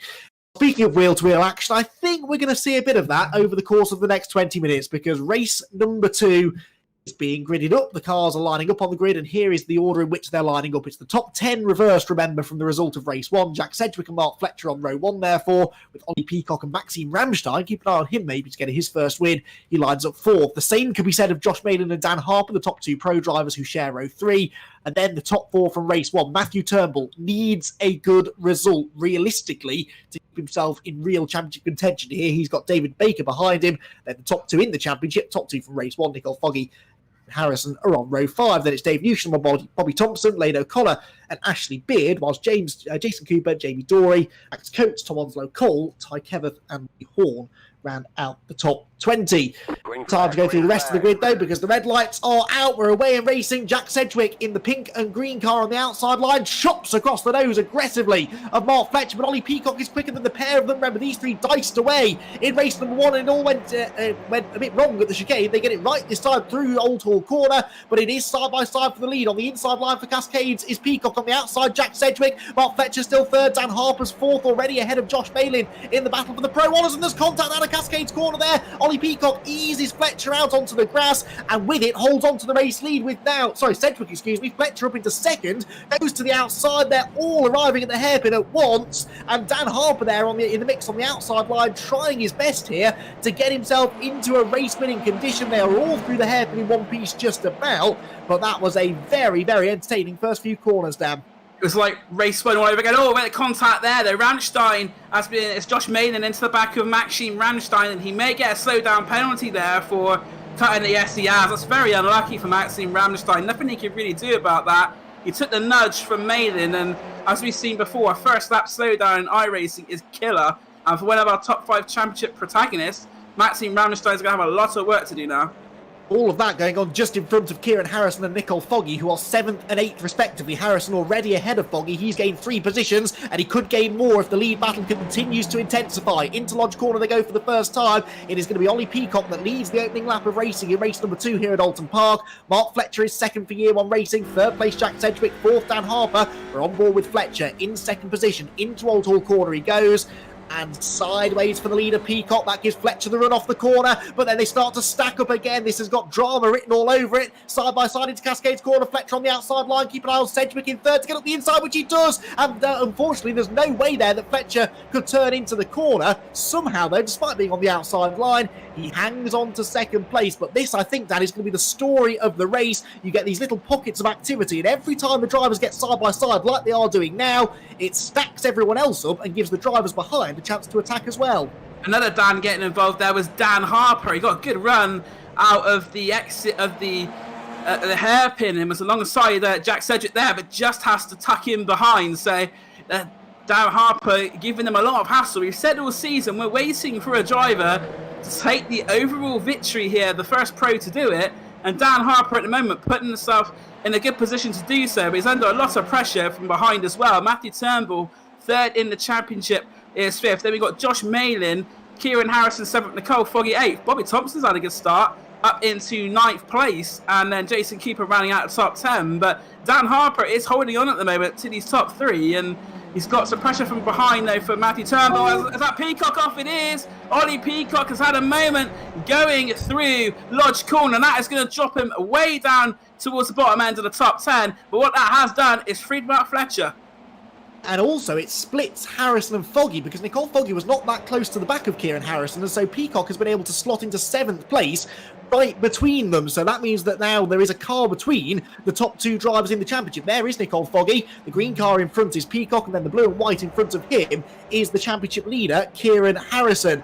Down into the hairpin we go then. Matthew Turnbull now moves alongside Dan Harper for third position. That is a really important battle as well, because Matthew Turnbull needs a win. Foggy is up the inside of Peacock though, and he's going to make the move stick here, I think, into the hairpin. Meanwhile, Turnbull's in danger of losing out now to Jack Sedgwick. You don't know where to look in this race, do you? Down into the chicane they come for the third time of asking. Turnbull on the inside is going to make contact with the fast star car right in front of Josh Malin and right in front of the championship leader as well, Kieran Harrison. Turnbull is out of it. Malin hangs on. Peacock's up the inside, and Kieran Harrison could find himself on the outside, 3 wide over Clay Hill. Thankfully, for his sake, Ollie Peacock backs out of that, but Harrison is in the danger zone here. He's on the outside going into Druid's corner, and he's battling with drivers who couldn't care less about the championship situation. They just want good results. They just want to go for a race win or a podium, and the championship leaders are right in the thick of it. And he's going to be fired up, is Jack Sedgwick. He's lost a lot of places there from where he was a few corners ago, and Kieran Harrison just about makes it through. But that was, ladies and gentlemen, was touring car racing at its finest. It's close, frenetic, it's exciting. You don't know where to look next. And Ollie Peacock, as we see, that's Harrison going very wide, and there's contact again there as well. And things are getting very entertaining indeed there. Harrison again, contact with Sedgwick, and Kieran Harrison is right stuck in the middle of the fight, and in this race he hasn't just got to prove that he's got the pace, he's going to have to show a bit of fight, I think, in this one, because, oh, that's another bit of side-by-side contact. This is starting to get a bit leery. This is brilliant, is what this is. This is drama in the highest degree, exactly what we were hoping to get from this reverse grid race. And so far, Kieran Harrison rising to the challenge, rising to the front of the field as well. He's gained 6 positions now. Remember, he started 10th because of the reverse grid. He's into 4th now. Matthew Turnbull and Ollie Peacock are still side by side, right in front of Nicole Foggy. Has not made the progress that Harrison has done. Remember, Harrison is the points leader, so if either of those two drivers maybe you expected to be a bit more cautious in this race, probably said it would be Harrison. He's the one trying to defend the championship lead. Actually, he's not been afraid to get his elbows out and get stuck in, whereas Foggy seems a bit more tentative. As a result, Harrison's 4th, Foggy's down in 8th. Still plenty of time to go, and even though Nicole Foggy is currently in 8th place, I can't see him staying there for the duration of the race. Something else I noticed as well is when we had that little bit of a coming together, go through hair stops, pushing Matthew Turnbull, there's Nicole Foggy, Mark Fletcher and Dan Harper have actually pulled out nearly 2 1/4 seconds to Josh Manning in 3rd. So what that's done is it's gapped out the pack at the front significantly there, and Mark Fletcher under real pressure from Dan Harper, we were talking about that first pro victory, and Dan Harper, when he saw that accident behind him happening, his chances of that have potentially greatened a bit. He's got Josh Malin behind him in 3rd, Kieran Harrison 4th, but Dan Harper putting real pressure on the EM1 racing driver Mark Fletcher, who's doing a fantastic job. It's the first time we've really seen Mark towards the front of the field, and Dan Harper behind, putting him under pressure, but Mark Fletcher staying strong for EM1 racing. Harper was a 1/10.5 quicker than him on the previous lap, but now that he's caught the race leader, he can go no quicker without actually making the overtake. But the thing that he has on his side here, Dan Harper, as you just alluded to, mistake from Fletcher! Fletcher dives across to the inside to defend, but Harper's got the run. He's been forced to the left-hand side of the road. He's done it before they get to Druid's corner. Dan Harper leads a round of the PowerMaxed Racing eSeries. He found a way past Mark Fletcher. I was about to say that he could take his time over it because he was under no pressure from behind. Fletcher, though, was under pressure, and that pressure told. He made the first mistake. Harper goes to the lead. It looked like coming out of Knickerbrook, you could hear the tyres squealing. It's like Fletcher didn't have the grip. He pushed out wide, and Dan Harper made a fantastic move. He cleared him by the time they got up to the water tower going up Clay Hill, and that was crucial. If he hadn't cleared him and gone side by side, they both would have lost time, but there's some faster laps coming down, and Ollie Peacock has got some problems with his internet connection. We saw what's happened in previous rounds. The driver who's actually, funnily enough, behind him, Matthew Turnbull. We saw at Silverstone what can happen with connection issues, and Peacock and Turnbull look like they may be having a similar issues with their internet here as well. And that's where one of the drivers maybe just loses connection just for a split second. Their car disappears on track as a result. It makes running wheel to wheel a really risky business, but Turnbull tried it round the outside of Peacock there into the hairpin. It didn't work, not for him at least, but it worked very nicely for Nicole Foggy, who saw the open invitation to go up the inside and was only too grateful to accept it. So he moves himself now into 7th place, Peacock right in front of him, and then there's some clean air, and that would feel like winning the race, I think, right now for Foggy. If he can get himself in some clean air, he'd finally be able to breathe for the first time in about 8.5 minutes or so. There's Mike Epps, by the way. He's running strongly in 12th place, just behind Dave Newsham, or a second and a bit behind Dave Newsham, who's 11th. Bobby Thompson in the top 10. There goes the Joyce Design liveried car through Druid's Corner. Bobby Thompson into the top 10, but a little way behind the scrapping groups of cars up the road. They all descend upon Lodge Corner, single file for the time being. Josh Malin there crests the hill. He's in 3rd place. He's trying to chase down the leaders. Who, interestingly, Dan, are still together. Dan Harper has not escaped in the way I thought he would. Mark Fletcher very much staying with him. Now, at some other circuits, we would put that down to the slipstream, maybe. Though this is a fast track, you don't necessarily expect the tow to make a huge difference here, but do you think that's what's allowing Fletcher to stay with Harper here? I don't think it is. Like, there may be a little element of that, but Mark Fletcher is an extremely quick driver in his own right, and he's sort of got the showcase now. He's been sort of stuck in traffic and things like that in his previous races, but he's now having the opportunity to show what he can really do. And Mark Fletcher is definitely Dan Harper's not getting away. Fletcher is really keeping him honest. He'd be disappointed that he made that mistake, but they need to get a little bit faster, I think, because Josh Malin is catching them up, and he's bringing Kieran Harrison and Jack Sedgwick along with him. Yes, he is. Josh Malin definitely quicker on this lap. He wasn't on the previous one, but I think on this lap the gap is most definitely coming down. He's being spurred on by the championship leader, Kieran Harrison, who is not that far behind him now. Again, a bit like we're seeing at the front of the field, Jack Sedgwick hanging on nicely onto the tail of Kieran Harrison. So Harrison, as Dan said, bringing friends along with him. To Druids they go, but a dirt kicked up there by the leaders. Replay here down at the chicane of David Baker, though, Dan. So David Baker, we saw him get a podium finish, and we spoke to him, he finished 3rd. It's the same, it's that tyre stack. It has claimed another victim. I make that 3 or potentially 4 now. So David Baker is the latest victim of the tyre stack, and he'll be really disappointed with that following his first race. He's in the pits, and that looks like game over for David Baker. And that is a shame, but it's so hard to piece together a whole event to do well in both qualifying and race 1 and race 2, because at some point you are going to have to deal with being in the midfield, and that's where things can go wrong, although in that case it seems a little bit self-inflicted, it must be said. So we're into the second half of the race now then. Dan Harper has a 0.2 of a second lead over Mark Fletcher's second. This is the battle going on for 6th position. Ollie Peacock defending busily from Nicole Foggy, who doesn't want to be getting involved in too much of that sort of contact coming off the corner. And Matthew Turnbull, just in the way that Foggy opportunistically passed him at the hairpin a few laps ago, he's trying to get up the inside of Foggy himself into the chicane. It didn't work, so Foggy stays where he is. Nicole needs to get on with it. He's on the inside. There's contact with Peacock, who saves the slide, but the damage is done. Foggy goes through, Turnbull goes through. Here comes Jason Cooper. Jason Cooper back in the top 10 as well. Brilliant drive this from Jason, who was off the road halfway round lap 1, but we knew that he had top 10 pace before that. All 3 of them gain a position at the expense of Ollie Peacock. That looked a little robust. It's not a place you usually see an overtake, is it? Not really, not from the position that Foggy was in. He maybe had to be a little bit far behind, and there's a little bit of contact behind there from Ollie Peacock on Jason Cooper, and it's unfortunate contact there from Ollie Peacock, but what that has allowed is that it's released Nicole Foggy now, and Nicole Foggy has 3.5 seconds to catch up to Jack Sedgwick. I'm not sure if he'll be able to catch up. We only have 8 minutes left to go this race, and as we say, it was very unfortunate what happened to Peacock there, and Nicole Foggy, you do see that in touring car racing, so sometimes just that little nudge to unsettle the car, and Nicole Foggy goes past. Oh, yes, but whenever it involves one of our championship contenders, there's always even more scrutiny put under the move that's made. So we'll see if anything comes of that. Right, back to the leaders. We're into the final third of the race now. Dan Harper not escaping Mark Fletcher. They're both being caught by Josh Malin, who in turn has been reeled in now by Kieran Harrison and Jack Sedgwick. So, Dan, I'm going to put you in the driving seat of Kieran Harrison's car in 4th place. You've caught Josh Malin. You're clearly quick enough to get past him. You're also catching the leaders. What do you do? Do you sit there for a few laps, work together to catch the top 2, or do you just attack for 3rd place at the first opportunity? I think at the moment you stick in your position because Josh Malin is clearly quicker.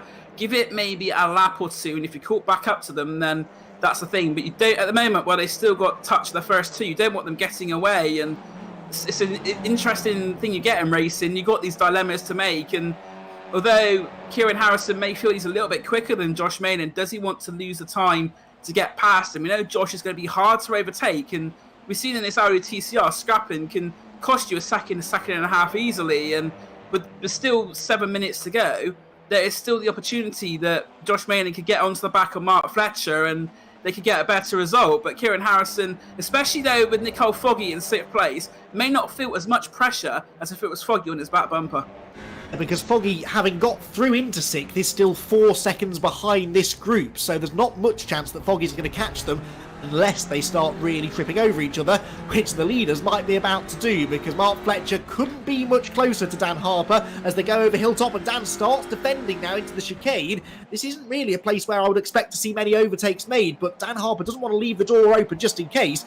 Driving defensive though, he's holding them both up. Fletcher tried to make the move that Foggy attempted to make a lap ago, and we saw how that ended. Sensibly he backs out, but Dan, they lost about a quarter of a second just through the chicane, and they're continuing to hemorrhage time to Malin, Harrison and Sedgwick as they go up the hill.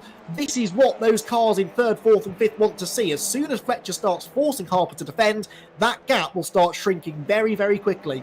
It's just what I was saying about Kieran Harrison, about how now's probably not the time to make the move, but Malin's actually caught pretty much right up to the back of Mark Fletcher. So I think we'll see Kieran Harrison's sort of his tactics and the way that he manages the race change, because they're at that point now where they are less than a second behind Mark Fletcher. They are pretty much on the back bumper, but I still think Kieran Harrison will maybe try to force a mistake from Josh Malin, as unlikely as that may be to start with, and then go for the move later on. But these 5 are now pretty much together. Fletcher running very wide there though through Cascades, and probably lost a couple more tenths to Josh Malin, who is definitely catching him.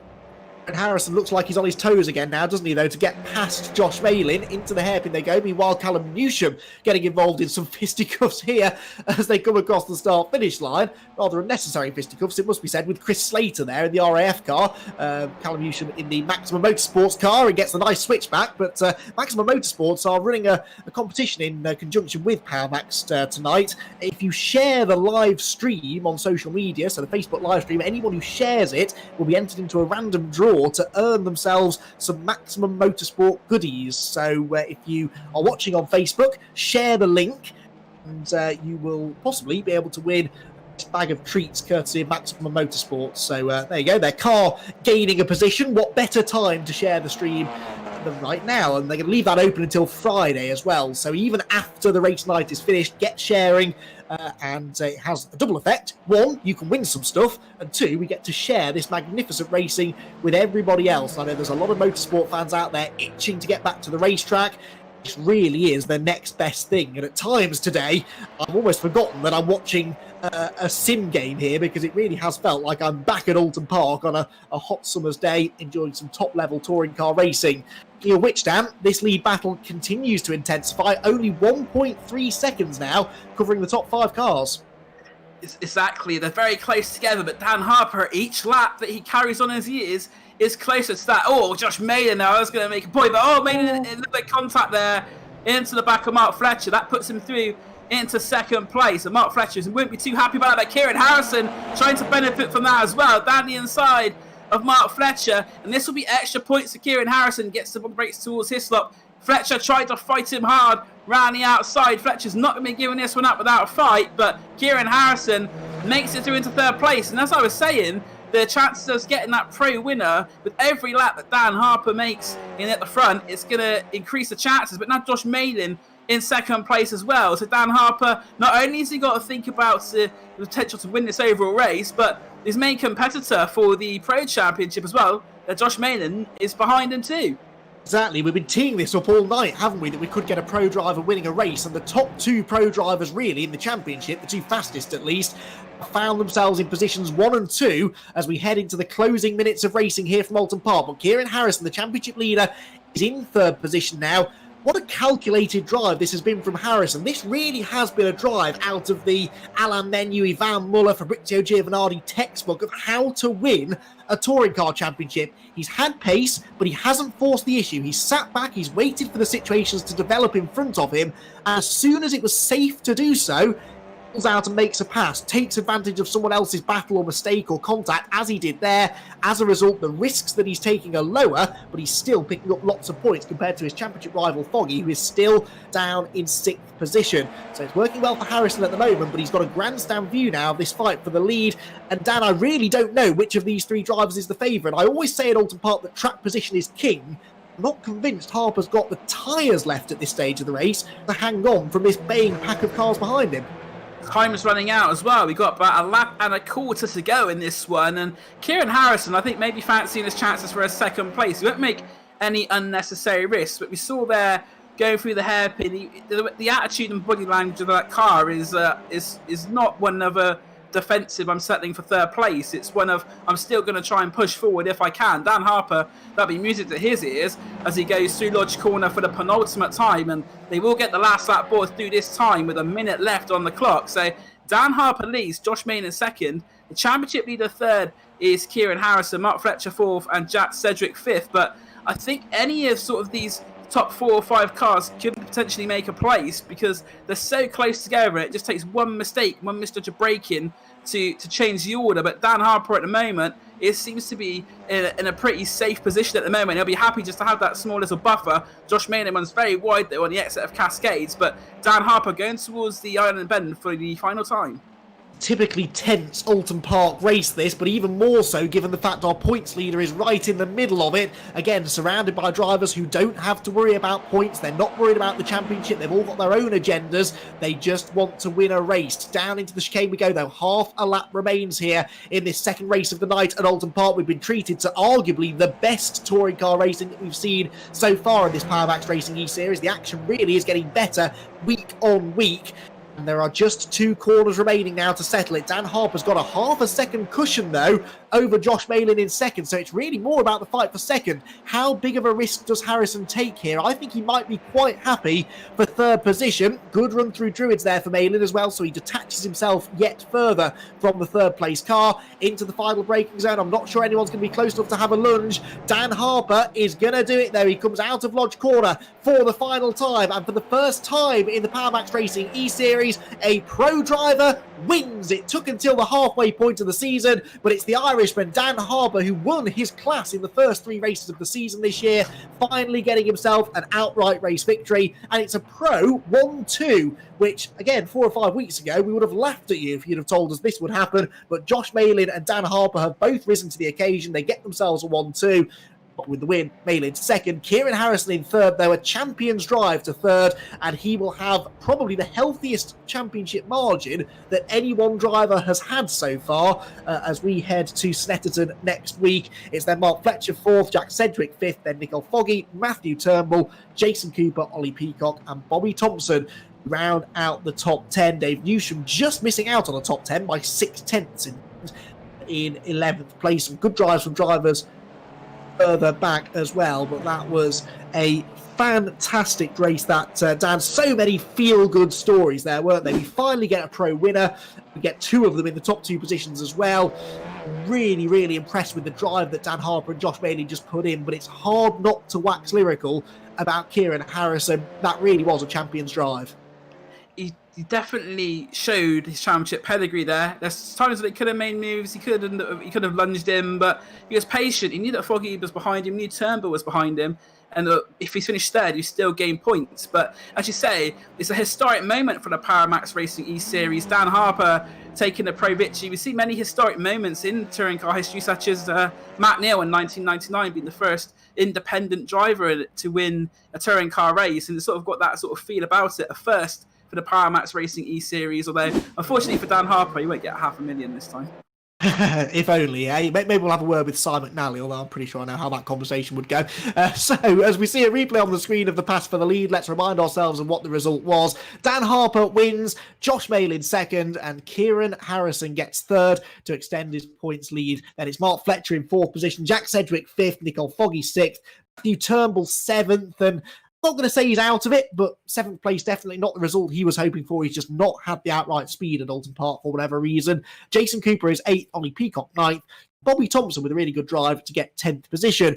Dave Newsham was 11th. Maxime Ramstein will be disappointed. I think he lost places in both races tonight. He finishes down in 12th this time. Mike Epps, though, picked up 10. He started 23rd, finishes in 13th. Then it's Ty Keveth and Jack McIntyre, who I think was, he was the biggest mover, up 14 places to finish in 15th overall. Then Lane O'Connor, Lee Horn, Ashley Beard, Lewis Goodway, and Onslow Cole to round out the top 20. Callum Newsham was 21st, ahead of Marlon Mendon, Chris Slater, Jamie Dorey, Ollie Wayne, and Freddie Hewitt. Chris Knox was not running at the end, so Michael Crease will become the last driver that was running. He finishes in 28th. Not as many retirements, though, that time. Only 4. Chris Knox, Max Coates, David Baker, and Johnny Brandon. And Baker and Brandon particularly disappointing because they were both running inside the top 10 at the time.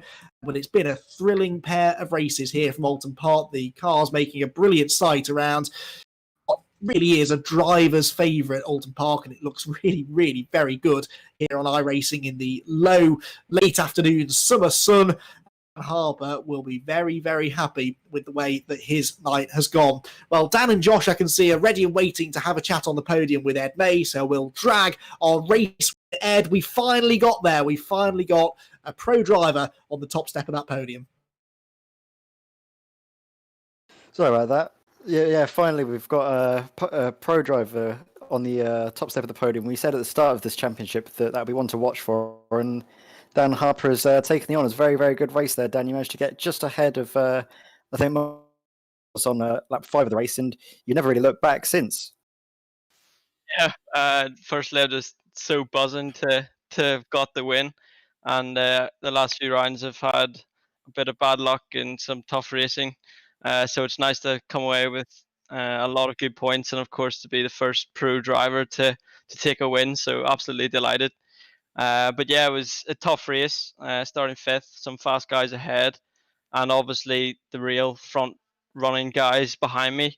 So I knew I had to get off to a good start, and I did, and I was up to 4th in the first lap. And I think, I don't know who it was, but the leader dropped off at the last corner, so that was a free sort of place. And then again, Mark, whenever he was leading, fell off himself. So I got quite lucky, but I had to be in the right place at the right time, and I was able to avoid the carnage and come through to win. Yeah, definitely. I hope you don't mind us saying that when we saw the first round at Brands Hatch, I don't think we would have been in round 5 and to the point where we had 2 pro drivers at the top 2 steps of the podium. So this has surely got to give you some good momentum as we come into sort of the mid-season break. This is definitely going to give you a good sort of drive throughout the rest of the season. Yeah, I hope so. Josh is really flying at the minute in the championship. He's definitely, I think he's took the lead in the pro championship with some consistent results there, and he's really got some good pace.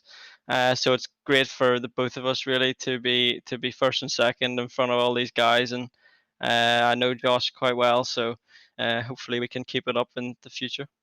Well, I'm sure a lot of the pro drivers will be very, very happy to see you on the top step of the podium, and thank you very much, Dan. Great race. Yeah, thank you very much, guys. Thank you. It's stuff from Dan Harper then, who maybe brings himself slightly more back into the Pro Championship battle as well, but it's still Josh Malin who leads the Pro Championship, Ed, despite finishing behind him in that race. Another great drive there from Josh. Yeah, Josh, you've got to be happy with that result. I know you weren't able to quite get onto the top step of the podium, and you were trying to catch up to Dan Harper, but you just seemed to have so much pace that last stage of the race. However, throughout the beginning of the race, you had massive pace and made some very, very committed moves.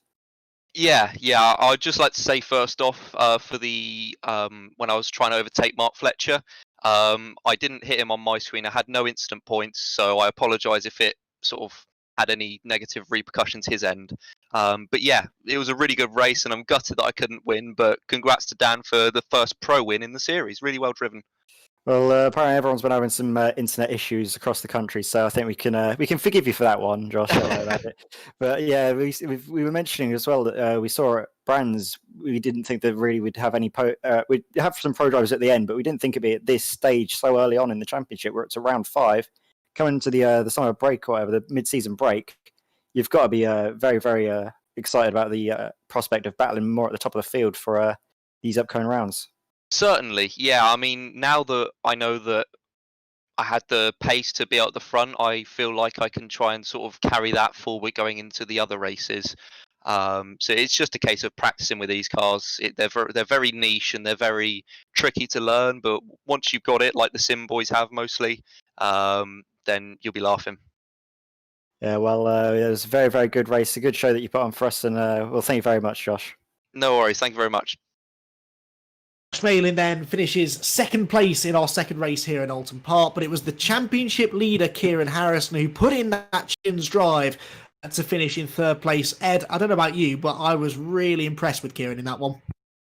Yeah, well, Kieran, you told us at the end of the race, or whatever, after we were interviewing you, that you were going to take things a little bit easier, and you seemed to just have a massive charge. We thought, if he's starting at the 10th, he might get up to 5th, but you rocketed through and managed to get back on the podium. I think I'm as surprised as anyone. I didn't expect to be speaking to you again after this one, but yeah, it just worked out really well. A lot of people went off, made mistakes, and I just kept it tidy and took advantage where I could, and it worked out really well. Yeah, we saw you made some very, very committed moves. I thought when I was watching you from the pit lane that your tyres would start to go off, but you seem to be gaining on Josh Malin. You just seem to have run out of time towards the end of the race there. That was the thing. I closed them in again, and to be honest, we were on Dan Harper for the lead by the end. But with Fletcher and Sedgwick behind, I was kind of thinking, well, I'm already in third. Not going to do anything too risky unless I get a really good opportunity. So I was quite happy to sit there and not take too many risks. Take the podium. Yeah, well, coming into this summer break, we've got a week off before we head to Snetterton, the 300 layout of the circuit. We'll be thinking that you're coming into this summer break top of the field, I think. So you're going to be definitely in the driver's seat. Do you think you can carry on the momentum with some of the performances you've been putting in so far? We're going to try. This puts me in a really good position after this round. This was my best round by far. But hopefully I can keep it clean to the end of the season, keep winning potentially. But I think it's going to go down to the wire with Nicole and maybe Matthew Turnbull if he can get a bit of luck. He's had the pace all season, just had a bit of bad luck to be a few points back. But we'll have to see. Well, as long as you can keep putting in cracking jobs like that, we'll be more than happy to have you back here in the podium interviews. Thank you very much, Kieran. Thank you. Very much, Ed May, and brilliant job as ever all night for keeping us up to speed with everything out on the track. And I even got his name right as well. So progress is being made all round. Joining us now in the comms box at the end of the night, as has become tradition, is Jack Oliphant. Jack, you've been, as ever, covering the Tier 1 action for us. Now, racing here in the Premier Tier tonight has been phenomenal. Not as much overtaking as normal, but really close, really clean, typically tense Oulton Park racing. What the same with you tonight? Well, race 1 was probably actually the calmest race I've had so far in this series. I'm going to round out the top 3 because I always forget to do that whenever you ask me. It's Bradley Burns who won it by about just over a second, and there was a bit of a gap to Newman and then Kraft. And that's important because Kraft, Newman, and Burns are all really important in the championship. Kraft, at the moment, leading the championship by 34 points going into that first race. So Burns and Newman are pulling themselves back a little bit. And in the second race, was actually drama from start to finish, which is something that you like to see around Oulton Park, but there's plenty of moves being done around the outside of the island hairpin, which is fantastic to see. Tim Greven won it, but only just. He was 3 seconds in the lead at one point. It went down to about a 10th of a second with Burns catching up to him over the line as well after a reverse grid. That was fantastic driving by him, making up 8 places. Mark Woodhouse followed by Daniel Kraft in 4th place as well. So we have lost a few drivers over the course of the couple of weeks, including some in the championship contention, but Kraft, Burns, and Newman really making a name for themselves. Unfortunately, Newman DNF'd that second race due to an incident at the Hislop chicane, losing a tyre with a tyre wall, ironically. So, yeah, really good racing tonight. I'm very much looking forward to Snetterton in 2 weeks' time. Not next week, of course. We've got a break. Yes, I know. I wasn't happy when Simon McNally reminded me of that. I want more racing, Jack. It's just been so good, hasn't it? But it does seem like a bit like in the Premier Tier, really, where we've now got Kieran Harrison starting to build a bit of a cushion at the front. It seems like Daniel Kraft is kind of doing the same in Tier 1, and this is the perfect time of the season to be doing that, isn't it? It's, the ideal situation for Kraft at the moment. He's putting some really good drives. He actually had a really bad first lap in that second race and managed to get from 14th to 4th. So it was fantastic driving by him, really consistent, just picking up those podiums. And going into that summer break, everyone wants to be in the lead of a championship, and he's done exactly that. Indeed, he has. Thanks very much, Jack, for keeping us up to date with everything again. Remind everyone where they can go, because I know that you stream the races as well, don't you, in Tier 1? So if we want to catch up on all of the action, what do we need to do to find it? Just hit up Jacko Racing 1 in your Facebook search bar. We're going to be back at Snetterton 8 p.m, just like the Year 1 guys and PMR guys here are with you today. But yeah, every same time, every week, apart from next week, of course, Jacko Racing 1, 8 p.m. on a Wednesday. Brilliant stuff. You got it all in there, I think. Well done, Jack. Thanks for updating us on all of the action in Tier 1. Before we let you go, a quick chat. We couldn't go into our mid-season break without speaking to the man behind the PowerMaxed Racing eSeries, Si McNally, who joins me in the comms box now. Well, Si, half the season's gone already. I'm massively disappointed that you've just reminded me we've got a week off before we go to Snetterton, but actually, we could all probably do with a week off just to recover from all of the drama we've seen unfold in these first 10 races. Yeah, I was going to say, I think that might be a little bit of a lie from you there, but it's not quite as exciting as when we get the mid-season break in the proper championship and we get a chance to actually stop for a weekend, which is nice. Yeah. But yeah, I think there's been a lot of excitement. I mean, the racing tonight was amazing. That was definitely the best we've seen yet. There was a lot of proper clean racing, and it's really good to see the pros up at the top, to be honest. Well, isn't it just because we said we were talking off air, weren't we, before we went live tonight about how pros are getting quicker, but if you'd have told us at the start of the season we'd have a 1-2 for the pros in the overall result at this stage of the season, not many people would have believed us. But they're pros for a reason, aren't they? They know what they're doing and they're good at learning. They're like sponges. They soak up all this information. The more seat time they get, the better they get, and we're really seeing that sort of play out in front of us now. Yeah, definitely. I mean, it's one of those things that practice makes perfect, doesn't it? And obviously, as we've said over the weeks, it's very different. Taking the skills from the track to the sim world is very different, but they're showing that actually with practice, it's coming really quickly. And I think it's going to make for some really, really interesting, proper racing for the rest of the season. Yeah, absolutely. I quite agree with you. And it's going to be fascinating seeing how this championship plays out, because we've got Kieran Harrison, what I think is a really fascinating position now, Si. You've been involved in racing and touring car racing in particular for a while, so you've seen drivers in this position time and time again. They build up that little championship cushion going into the mid-season break. Then the pressure's on, not only to keep performing, but to stay out of trouble. He did a great job of it tonight, fighting his way through to third place.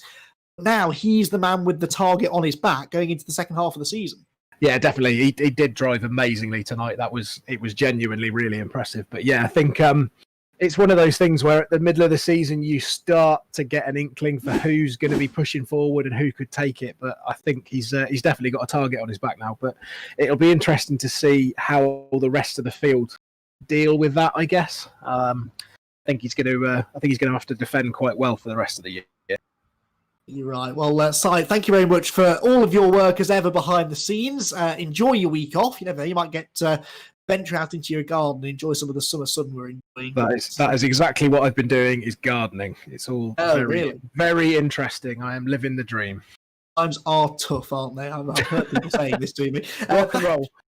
Isn't it just? Right, thanks, Si. Thanks to everyone else for joining us tonight as well. It has been an absolute treat bringing you all of the action for the PowerMaxed Racing eSeries so far this season. More racing coming your way in 2 weeks' time. That's 2 weeks' time when we're back at the Snetterton 300 circuit to kick off the second half of the season. We go from Snetterton to the Catalunya circuit in Spain, Lime Rock Park in America, then back to the UK for the Silverstone International Circuit, and then Brands Hatch Grand Prix finale. I cannot wait. It is building up beautifully ahead of the final 10 races of the championship. Be sure to join us. Keep up to date with all of the information on the championship on the PowerMaxed Racing social media pages, and make sure you check in at Year 1 Racing TV as well. If you're enjoying the PMRE series and you're relatively new to sim racing, Year 1 Racing has you covered. There is racing almost every evening, covering single-seaters, sports cars, touring cars, you name it, they cover it. Head over to Year 1 Racing TV's social media pages, give them a like and a follow, and keep up to date with all of the fantastic esports action they're broadcasting over the next few weeks. And then I think is just about all we have time for. Thanks to everyone in our team, Dan Blake, May, Jack Oliphant, and of course Graham Sessford, our wonderful producer, working away behind the scenes. We're all going to enjoy a week off. We'll be back again at Snetterton in 2 weeks' time. We hope you will be too. Stay safe out there, everyone. We'll see you again in 2 weeks.